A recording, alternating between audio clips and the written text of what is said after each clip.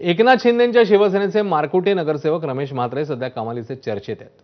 डोंबिवलीच्या शास्त्रीनगर रुग्णालयात फोन उचलला नाही या क्षुल्लक कारणास्तव त्यांनी ड्युटीवर असलेल्या डॉक्टरला मारहाण केली आहे। इतकंच नव्हे तर एका महिला डॉक्टरला अरेरावी करत धक्काबुक्कीही केली। या प्रकरणी रमेश म्हात्रेंना अटक झाली। वैद्यकीय तपासणीत त्यांची तब्येत खालावल्याची माहिती समोर आली।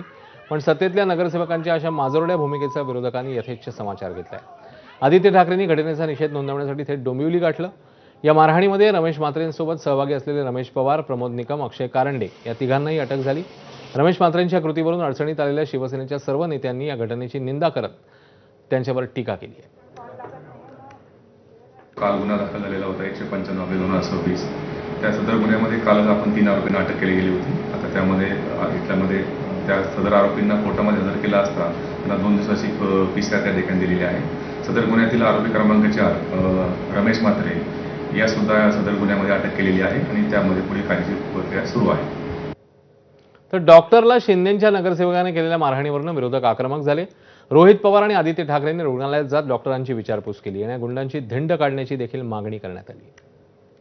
त्याची धिंड काढा रस्त्यावरनं कपडे काढून अंडरवेअरवर आणि बनियनवर, मग कुठेतरी एक संदेश जाईल अख्ख्या महाराष्ट्रामध्ये, जर नगरसेवक असला काय, नेता असला काय, गुंड असला काय, गरीबावर अन्याय झाला नाही तर सेवकांवर अन्याय झाला तर आम्ही अशाच पद्धतीने वागतो। एवढी हाय का हिंमत या सरकारमध्ये? फोनवर शिवीगाळ करत असेल महिलेला सुद्धा, पर आई बहीण तिथं काढली जात असेल तर त्याला सत्कार करण्याच्या लायकीचा नाही, धिंड काढण्याच्या लायकीचा, असं आमच्या सगळ्यांची मागणी आहे।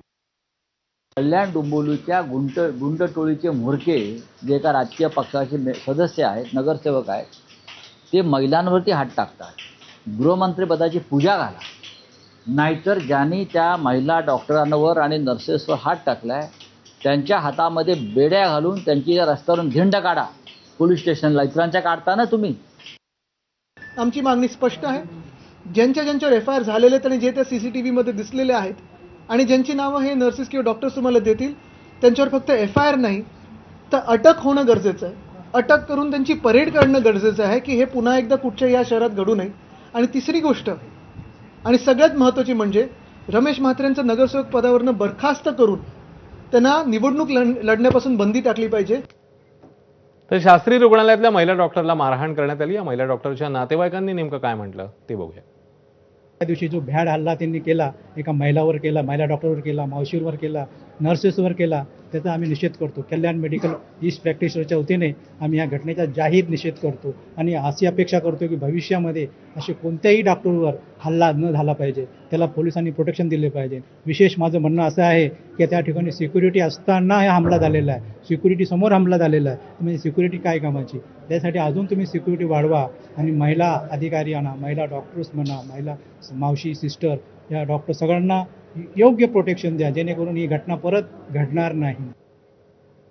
याच बातमीसोबत एक